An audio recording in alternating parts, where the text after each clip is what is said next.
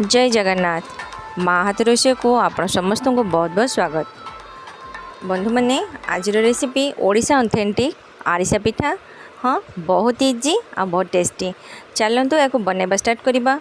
या मु चाउल ओभरनाइट बतुरे रखी आधा घंटा पूर्वर ही या काढ़ी एमती पतला कपड़ा सुखाई देती। बट ये ड्राई पूरा हेनी, हाथ को जमती मॉइस्चर टिके लगे, हाथ ओदा टिके रोथो से समय रे आम या ग्राइंड करदे। चाउल पूरा सुखिला करें, टिके टिके गिला गिला रहिबो। तो ये मुझे छाणी नेबी भल भाव। ये देखु ये फाइन पाउडर ही बनैबा, नले आमर पिठा भल हेनी। पूरा फाइन हाथ रे बिल्कुल भी खदड़ा अंश लगे। तो ये मुझे गोटे कढ़ाई नहीं, कढ़ाई रे अधे कप रु अल्प पानी देबा। ये मु गुड़ को मेल्ट करी। तो ये सॉफ्ट गुड़, तो मैं हाथ रे ही भांगी नेबी आउ या मेल्ट करके छाणी नेबी। गुड़ रे कचड़ा भी रोची, माने बाली किछि तार कुटा वगैरह जमती आमर आखुर हुई गुड़ होता है ना, आखुर किसी अंश भी गुड़ भितर रही है। तो आम पिठा खराब न हो ताको आम भल भाव मेल्ट करवा आउ छाणी नेबा। चलतु या भल भाव मेल्ट करनी।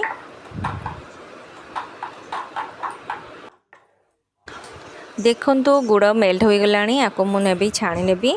आउ से कढ़ाई को पुणी धोईक आनी जो मो जंतणी कषा। तो चलतु से सेम गुड़ पानी को देबा आउ या फुटेवाई छाड़ा। फुटेकी या आम अठा करवा, जमती आमको ये हाथ को टे अठा लगे, ना आम आरिसा धरबनी। तो या प्रथम 2 मिनिट फुटेबी। पानी पाखे रखिए गिनारे चेक करने गुड़ धरुची कि नाई। तो ये मुझे रखी पानी गिना। ये देखु गुड़ ये खोली गला, मुझे पकईली ना गुड़ बिखरिकी पड़ा। तो ये बर्तमान गुड़ हैनी, ये खोली जीवो। जेती आम ये अटा पकईदेबा चाउल चूना को, ताहले आमर ये चूना खराब हो। तो पुणी 2 मिनिट पर पुणी चेक करुच्ची। देखो ये गोटे जगार रहा, आपको एकाठी कलापर ये हाथ को मध्य आसब। बट ये जल्दी टाइट होनी, लहका टाइप रोचे। तो बर्तमान आम गुड़ पाग ठीक अच्छे यहीपरी भाव। तो एमती आप चेक करें। तो चलतु बर्तमान आम ये चाउल चूना को देबा आउ घांटा जंतणी बनैबा।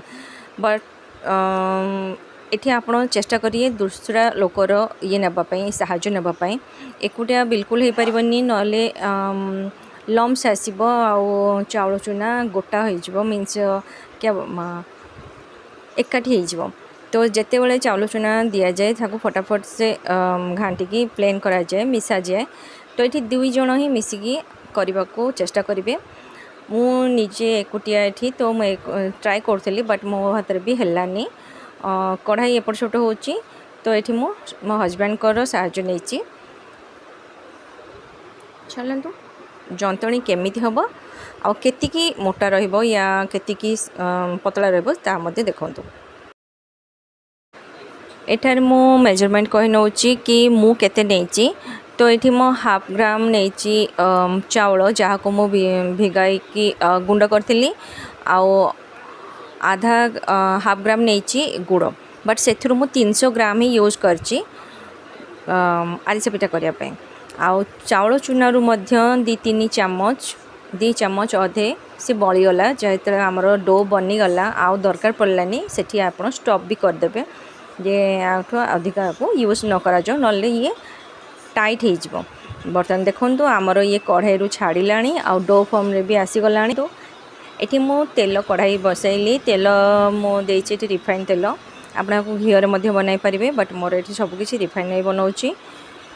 गोटे पीस में देकी चेक करची तेल केतिकी ताती। हाँ, तेलर गरम बेसी करें, मीडियम रहिबो। चलतु आरिसा बनाइबा। मुझे हाथ में आरिसा बनाऊँगी। आपण या चकला बेलन रे भी ग्लास साहाଯ୍य सेप दे पारिबे, जेकोसी सेप दे पारिबे। तो तेलर हिटनेस ये नॉर्मल अच्छी, तेणु मोर आरिसा भलरे फुलुची। बेसी गरम करें जहाँफल ये जलीज या खराब हो। तो ताती गले यार टेस्ट बहुत खराब हुए। तो नॉर्मली रखिबे मीडियम रखिबे। ये मोर सेकेंड भी भल आगे होती।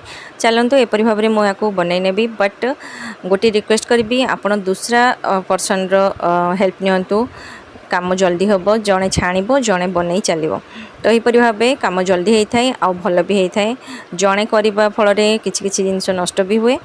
तो आपण मानू आज वीडियो केमती लगे कमेंट करी निश्चय जनइबे। वीडियो पसंद थिले लाइक शेयर सब्सक्राइब निश्चय करेंगे। थैंक